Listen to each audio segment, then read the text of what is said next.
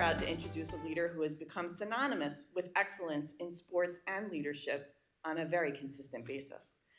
Let me first begin by congratulating our special guest today, Coach Geno Auriemma, who keeps rewriting the record books and reminding us why Connecticut is truly the basketball capital of the world. What resonates most is his unique leadership style, and some of Coach Auriemma's thoughts on basketball can also apply to everyday life. Live up to your potential every day. Play hard and have fun. And finally, the most powerful observation that may resonate with all the business leaders here with us today. I don't hire good coaches, I hire good people. If they turn out to be good coaches, that's a plus. I think we can all agree to play by that playbook. We've cheered him on from the screens for years, and soon on Netflix. So it's a real privilege to welcome him here with us in person today. Please join me in welcoming University of Connecticut's women's basketball head coach, Coach Geno Auriemma.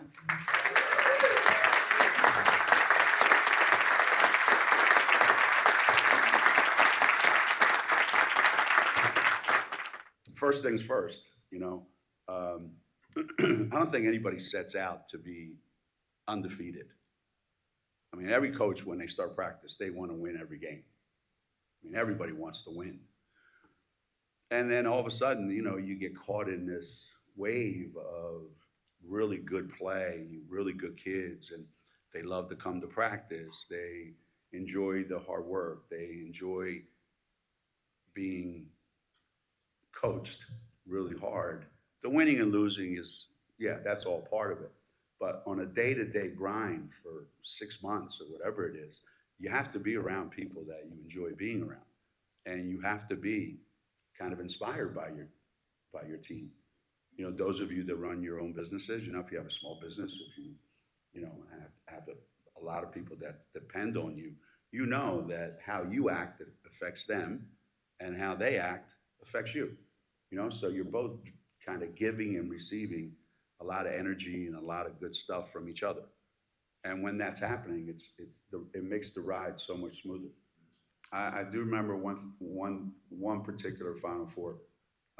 Why it dawned on me then, I don't know.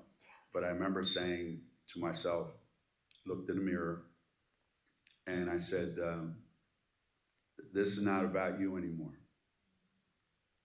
There's going to come a time during this game when they're really going to need you.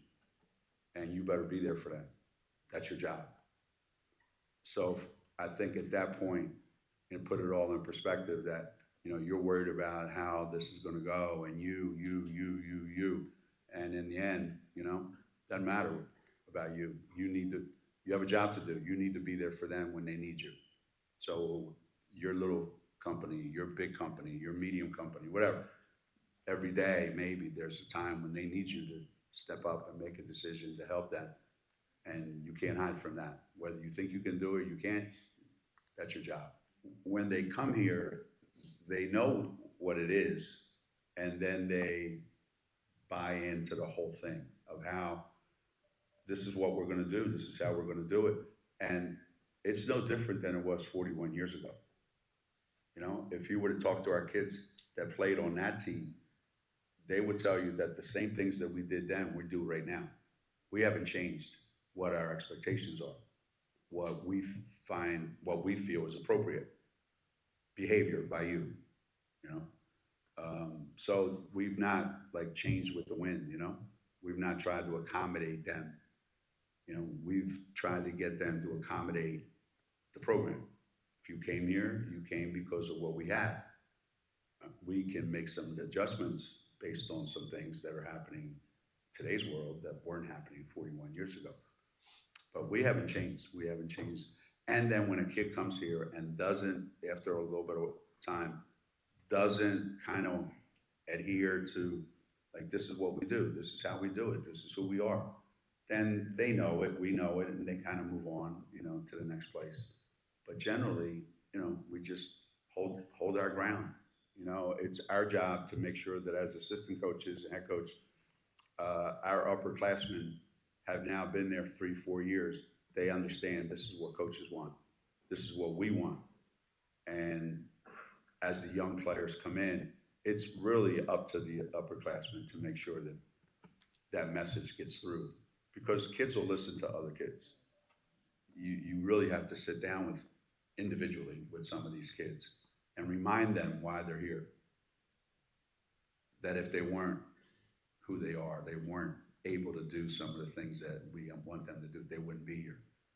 And to remind them that the only thing that matters, like, we have a little circle like this, that the only thing that matters is the people in that circle. That the outside world doesn't matter. Now, that's easier said than done, obviously, but we work really, really hard on that. That's why we won so many games.